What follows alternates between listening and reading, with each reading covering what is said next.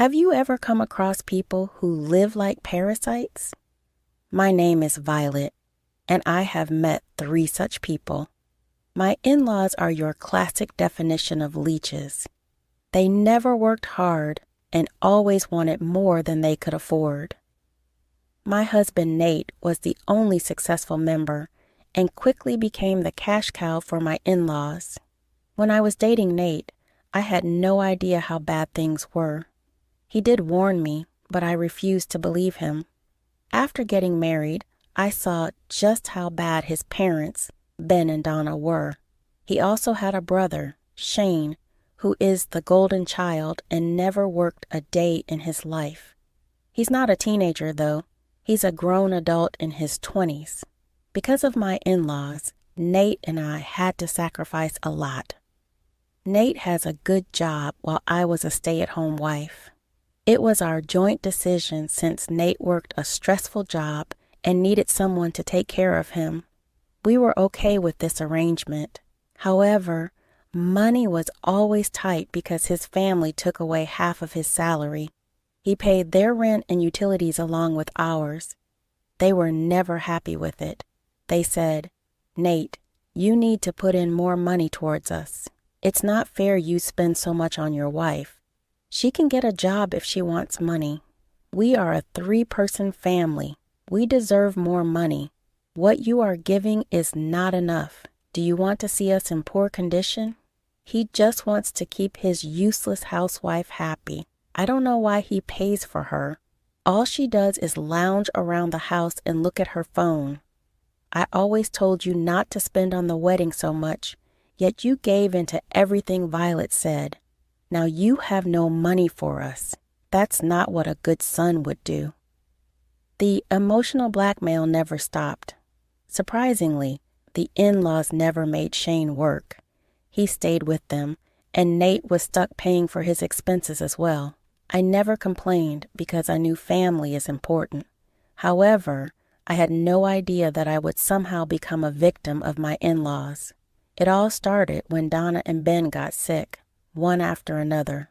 The hospital bills racked up, and the entire situation was pretty stressful for us all. One day, Nate returned home from the office looking very upset. I could tell something was bothering him. I started to feel concerned about him and told him to talk to me.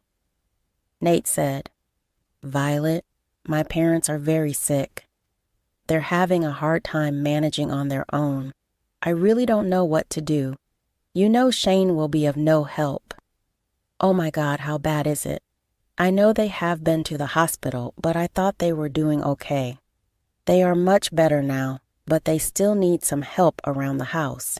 Besides, their medical bills are still pending. I don't know how I will clear those bills and pay the rent for 2 houses at the same time." "I'm so sorry, Nate. I can see it stressing you out. Please tell me if I can help in any way. I'm willing to help for your sake." "I'm glad you asked, Violet. I was wondering if you would be willing to go live with them. It'll be for a short while. Our lease will end next month anyway. If we live with my parents, I can save rent on 1 house.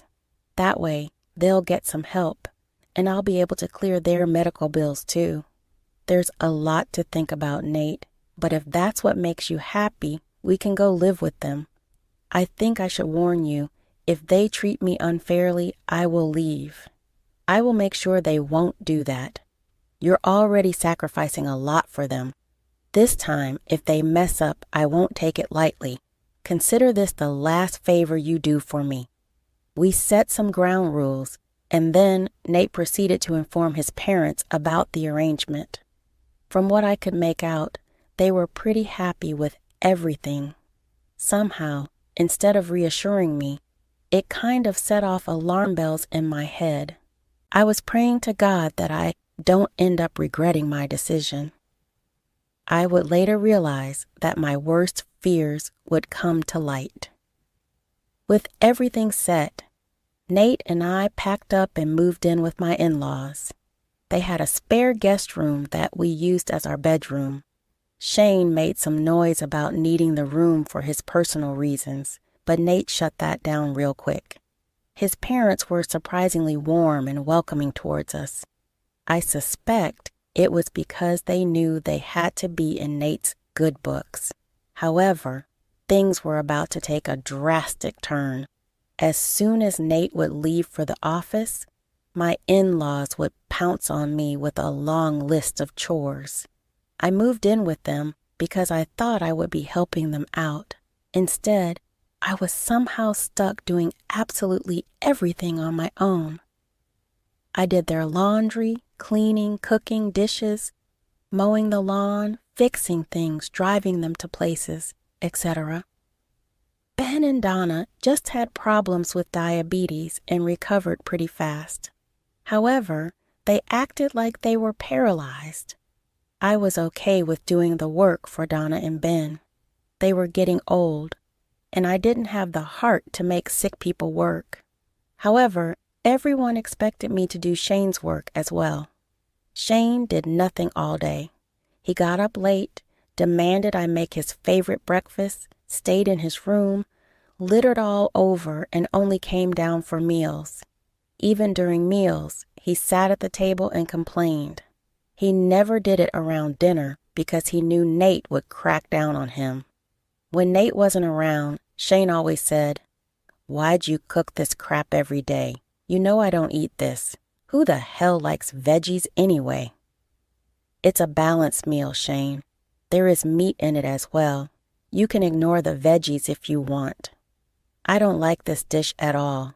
Go make me something else. I feel like having lasagna today.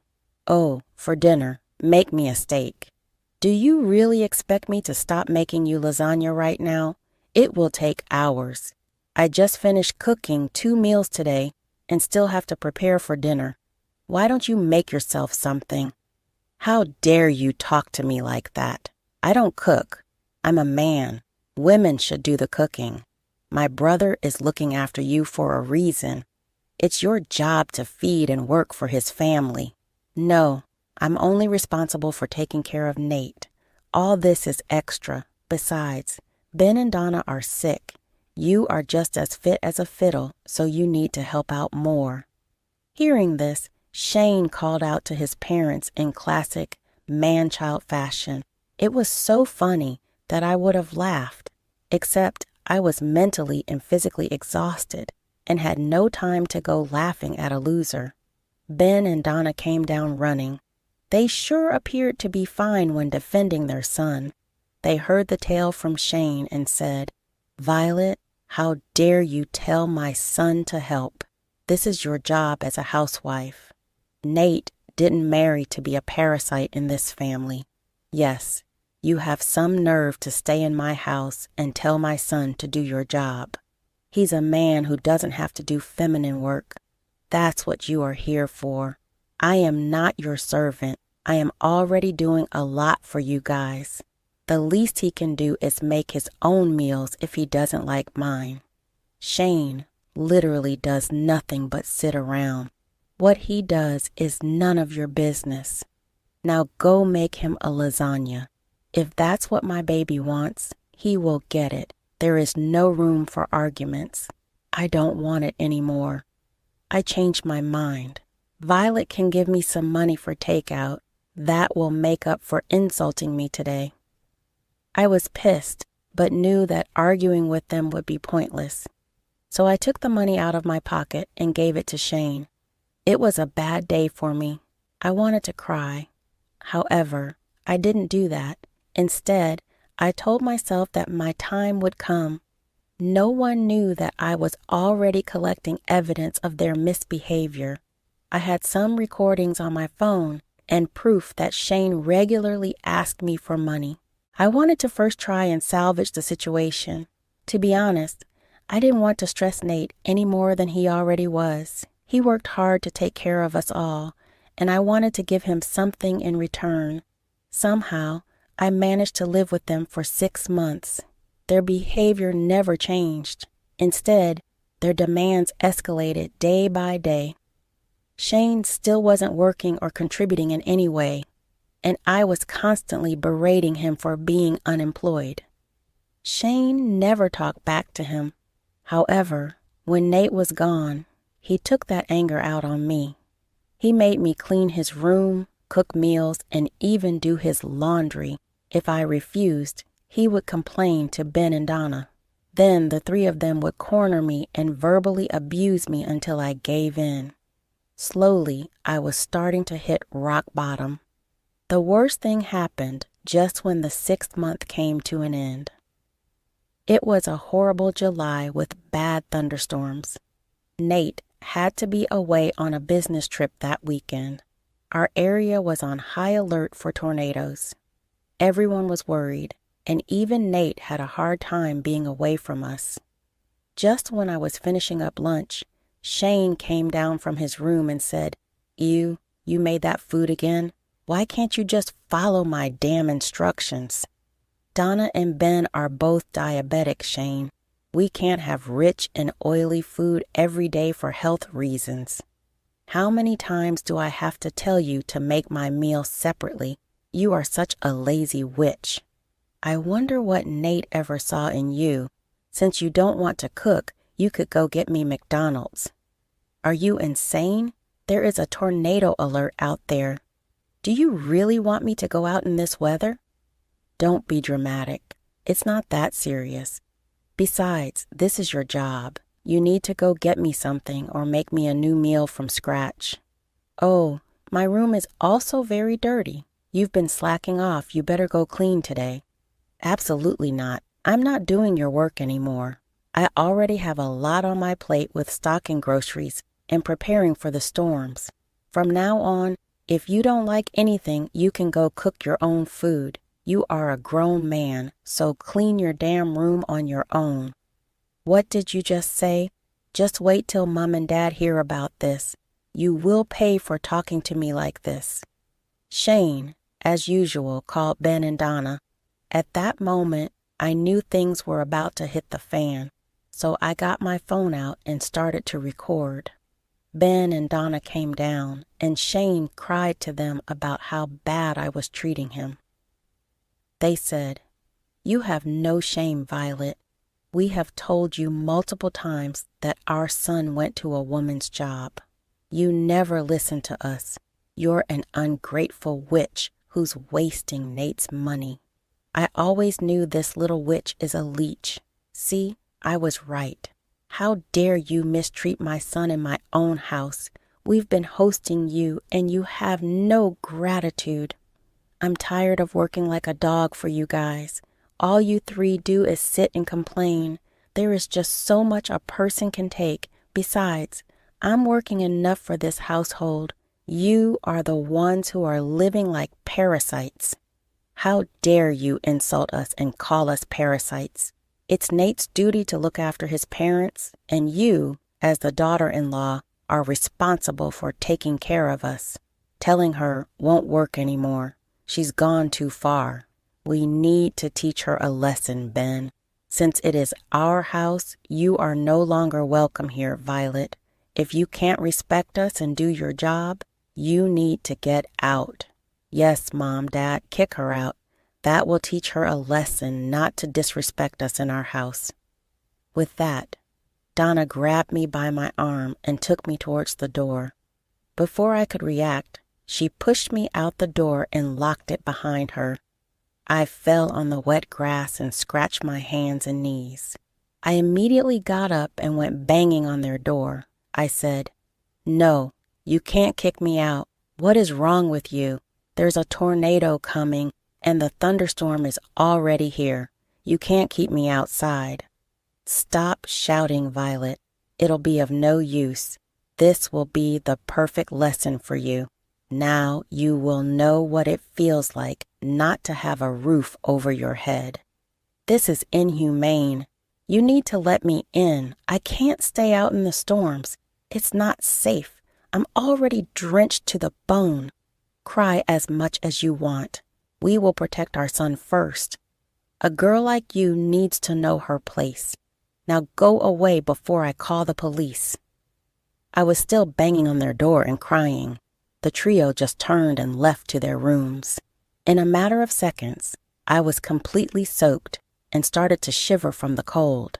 The storms were already in full force, and I was scared for my life. Just when I had given up hope, a neighbor lady approached me and told me to come with her. I followed her to the house and was finally relieved. She was an old woman who lived next door. She had heard the entire thing and decided to help me. As soon as I reached the neighbor's house, I broke down in sobs. I knew it was time to finally stand up for myself. The neighbor lady helped me and gave me fresh clothes. She even comforted me while I cried on her sofa. But as the storms died down, rage boiled in me and my resolve grew stronger. I immediately coordinated when the network was better. I said, "Nate, there is something I need to tell you." "What happened, Violet? Is everything okay? Has the storm passed? I can see it in the news."